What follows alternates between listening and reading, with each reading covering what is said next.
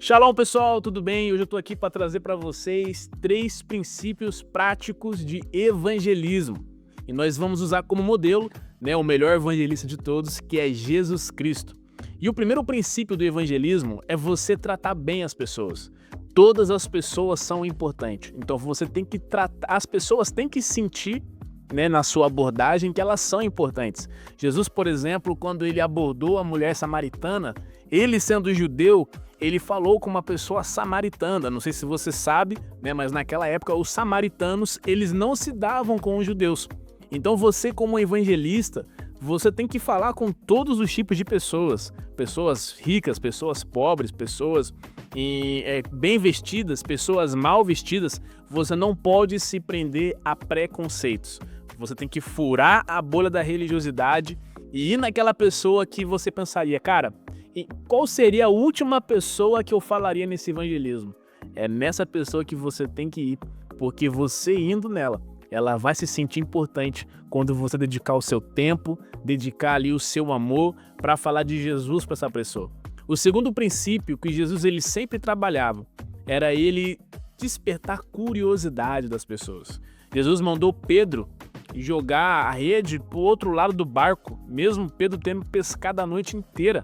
E ele convocou Pedro, Ele fez um apelo a Pedro ali. E Pedro provavelmente ficou curioso, Mas, poxa, eu pesquei a noite inteira, por que esse cara me manda jogar a rede de novo? Jesus foi para a mulher samaritana, que ele tem uma água da vida, que é aquele que beber nunca mais sentirá sede. Que água é essa que se eu beber nunca mais eu vou sentir sede? Então Jesus, através das suas parábolas, através da sua abordagem, ele sempre despertava curiosidade nas pessoas. E você pode fazer isso com diversos tipos de gatilho. Você pode usar isso num café, você pode usar isso numa saudação, você pode colocar gatilhos, que levam até Jesus em qualquer tipo de conversa. E pense nisso como uma pesca. Nós somos pescadores de homens, pescadores de vidas. Então a pesca, ela sempre tem um anzol que vai atrair o peixe.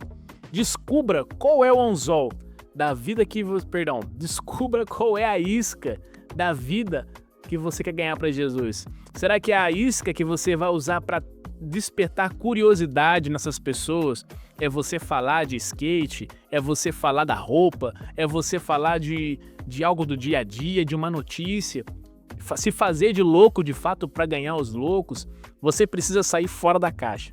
Você precisa abordar as pessoas, fazê-las se sentir importantes e entrar em assuntos com ela que desperta a curiosidade dela. E ela, uma vez que você ganhou a atenção dela, ela mordeu a isca, ela vai ser fisgada para Jesus. Que aí entra o terceiro e o último princípio prático de evangelismo, é você suprir a necessidade dessa pessoa.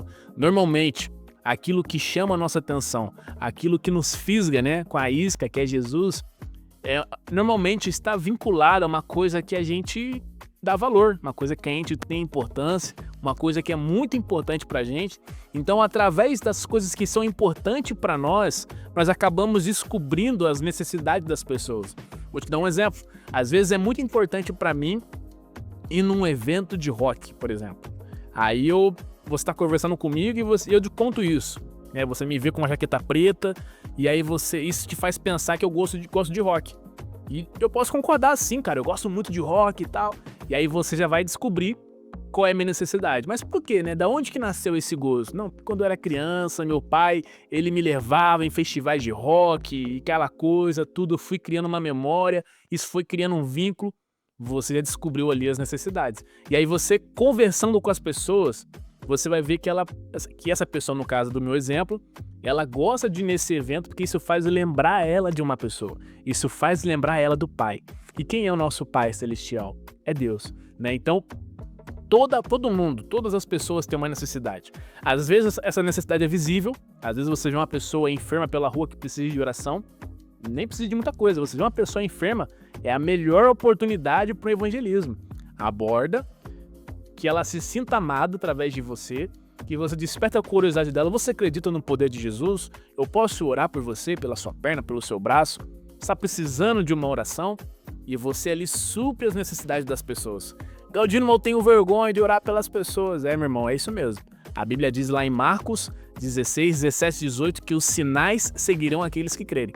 Então, se você ficar parado, se você não fizer nada, você perdeu a oportunidade de viver um milagre na sua vida. E às vezes o milagre não acontece imediato. E muitas das vezes também o milagre não é um milagre físico, não é apenas uma cura. Às vezes você está orando por cura, mas às vezes Deus não quer curar aquela pessoa. Às vezes Deus quer que aquela pessoa seja encontrada. Às vezes Deus quer que alguém olhe para aquela pessoa no meio da multidão. Porque Deus também é o Deus que nos vê. Por isso que é muito importante, mais do que você ter dons, mais do que você ter uma boa oratória, é você abordar muito bem as pessoas. É elas se sentirem extremamente amadas. Elas têm que sentir o amor de Jesus através da sua vida. E elas têm sim que ser despertadas a conhecer Jesus através de você. Ela tem que ter essa curiosidade. Mas que Jesus é esse? Elas têm que ter essa curiosidade. Mas que Jesus é esse? Né, que faz esse cara sair da casa dele, parar o tempo dele para vir falar dele para mim. Então decore isso. Esses são os 3 princípios práticos, eu diria obrigatório, de todo evangelismo. Você tem que abordar qualquer tipo de pessoa de forma que ela se sinta amada.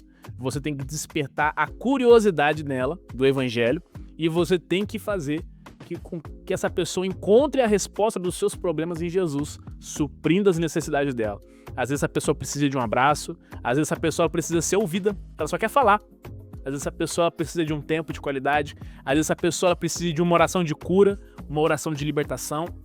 Sempre vão de 2 em 2, né? Jesus mandava os discípulos de 2 em 2, sempre abordem juntos e sempre vão em espírito de oração. Se vocês forem orar para alguém, orem de olhos abertos para vocês conseguirem ver tudo que está acontecendo. E o mais importante, não tenham vergonha, né? Romanos fala: não me envergonhe do evangelho, porque ele é o poder de Deus. Se movam nesse poder, os sinais vão te seguir e eu creio que nós iremos fazer um evangelismo de excelência. Amém? Vamos para cima, tamo junto. Valeu!